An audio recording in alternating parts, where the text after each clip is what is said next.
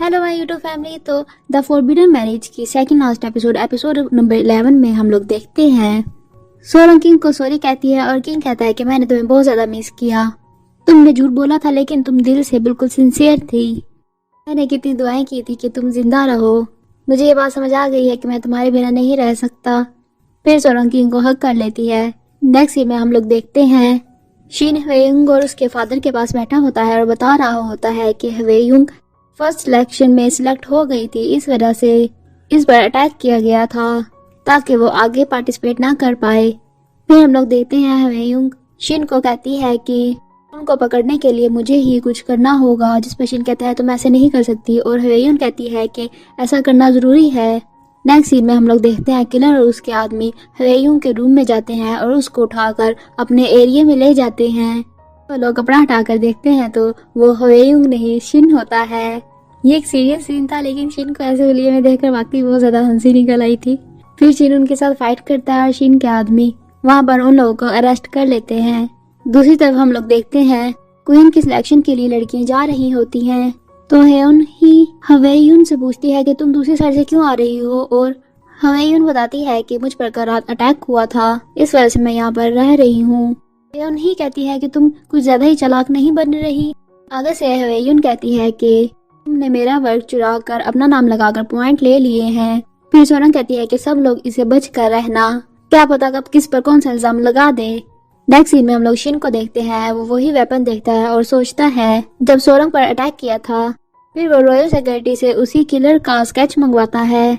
Next scene में हम लोग देखते हैं उसी किलर के पास एक आदमी आता है। वो किलर कहता है कि मुझे मिनिस्टर से मिलना है, मुझे उससे कुछ जरूरी बात बतानी है।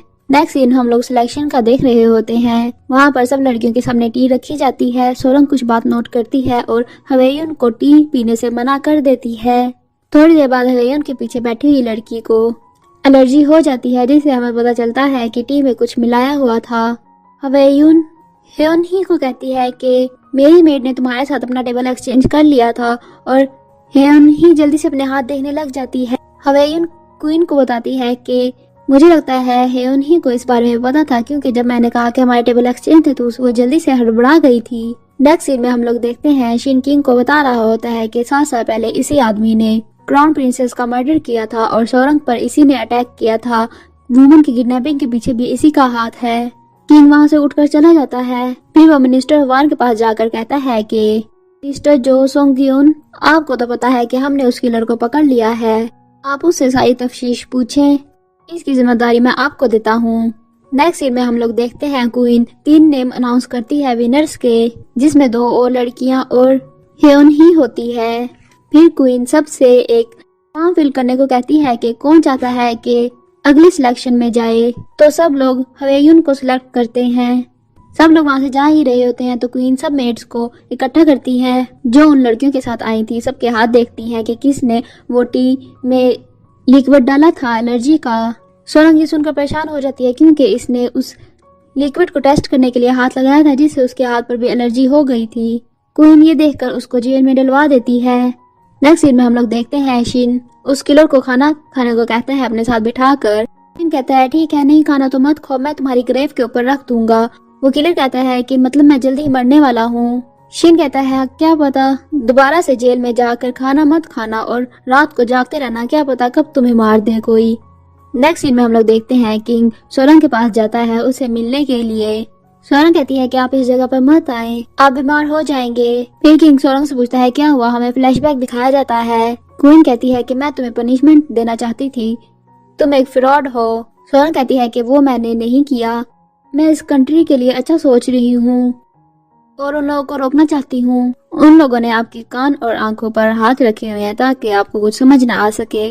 क्वीन कहती है तुम अपनी लाइफ दांव पर लगा दोगी। सोरंग कहती है कि मैं इस कंट्री और इस कंट्री के लोगों के लिए अपनी लाइफ दांव पर लगा दूंगी, मैं सच का पता लगाने के लिए कुछ भी कर लूंगी। फिर किंग सोरंग को कहता है कि तुम डर नहीं रही हो। सोरंग कहती है कि मैं बहुत ज्यादा डर रही थी, मैं अब थक चुकी हूँ भाग कर और फ्रॉड कर करके। फिर किंग कहता है कि क्या तुम यहीं पर रहोगी। सोरंग कहती है कि आप मेरे लिए परेशान मत हो। नेक्स्ट सीन में हम लोग देखते हैं मिनिस्टर वार किलर से पूछ रहा होता है कि क्या तुम उस ऑर्गेनाइजेशन के हेड हो जो वुमेन्स को किडनैप करते थे। वो किलर कुछ भी नहीं बोलता। फिर किंग पीछे से बोलता है कि ये वही आदमी है जिसने 8 क्राउन प्रिंसेस का मर्डर किया था, इसको किस किस्म की पनिशमेंट देनी चाहिए। मिनिस्टर ऑफ वार कहता है कि इसकी फैमिली को और इसके जानने वालों को सबको मार देना चाहिए। फिर किंग कहता है कि जो इसके साथ मिनिस्टर मिला हुआ है उसको भी पनिशमेंट मिलनी चाहिए। फिर मिनिस्टर ऑफ वार दोबारा किलर से पूछता है क्या तुम उस ऑर्गेनाइजेशन के हेड थे।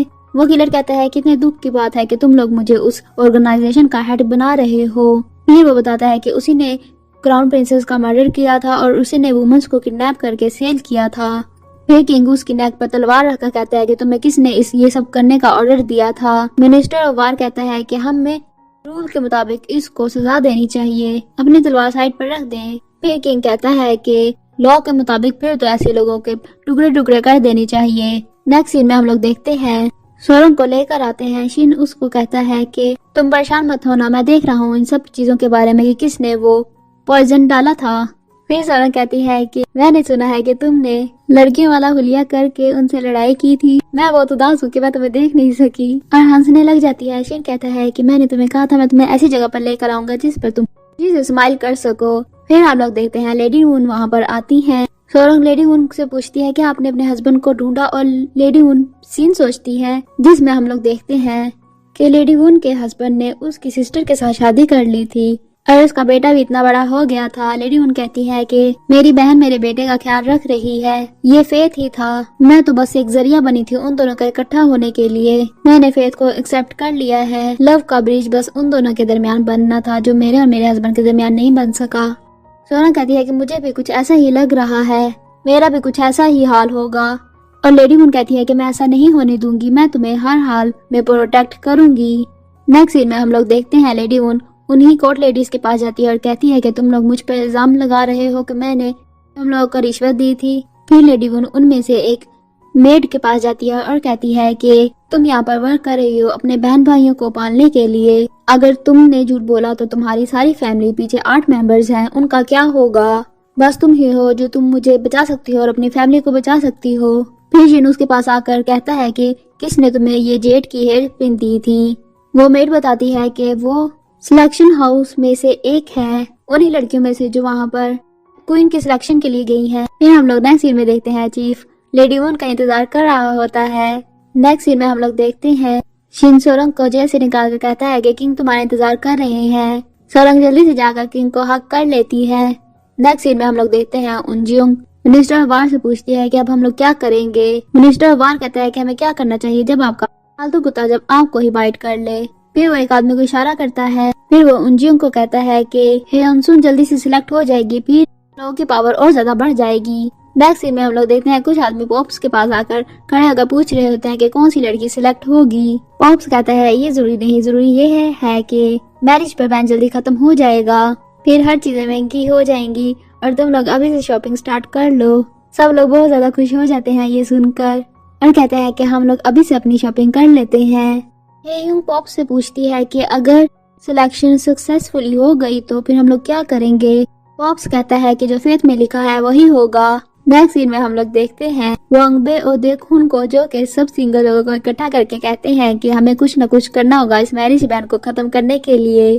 फिर वो न्यू स्टोरी सबको देते हैं और कहते हैं कि आगे की स्टोरी जाननी है तो सिलेक्शन के फाइनल डे पर सब लोग मिलकर महल के आगे आ जाना। फिर हम लोग देखते हैं वो आदमी किलर को किल करने के लिए आता है तो देखता है वो किलर वहां से भाग चुका था। आगे हम लोग देखते हैं हवेयुंग को एक मेड आकर बता रही होती है कि सोरंग भाग गई है बिना कुछ बताए। किंग जल्दी से उसके रूम में आकर देखता है तो उसका ड्रेस वहीं पर पड़ा हुआ था।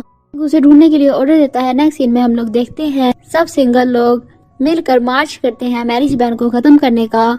जब वो लोग सोरंग के कैफे से आगे से गुजरते हैं तो हेयुंग देख रही होती है, पेंटर भी उस मार्च में होता है। नेक्स्ट सीन में हम लोग देखते हैं उनजियोंग और उसका हस्बैंड क्वीन के रूम के बाहर खड़े होते हैं। उनजियोंग कहती है कि शायद हमें अलग से बुलाया है कि क्या पता हो सकता है कि हम लोग किंग के फ्यूचर इन लॉज बने।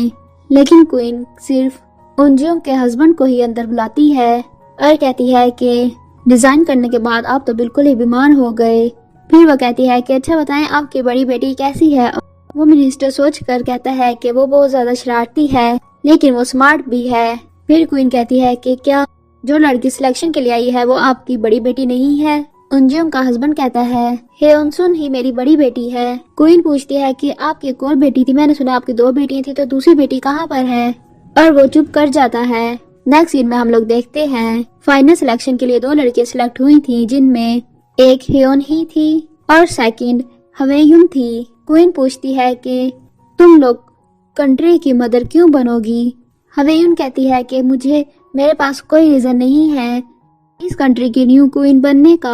क्वीन कहती है कि तुम ऐसा क्यों कह रही हो, क्या तुम पीछे हट रही हो? नेक्स्ट सीन में हम लोग देखते हैं जोसियों के सब लोग महल के बाहर आकर कह रहे होते हैं कि मैरिज बैन पर खत्म करो, और विंटर भी कह रहा होता है कि प्यार करना कोई जुर्म नहीं है।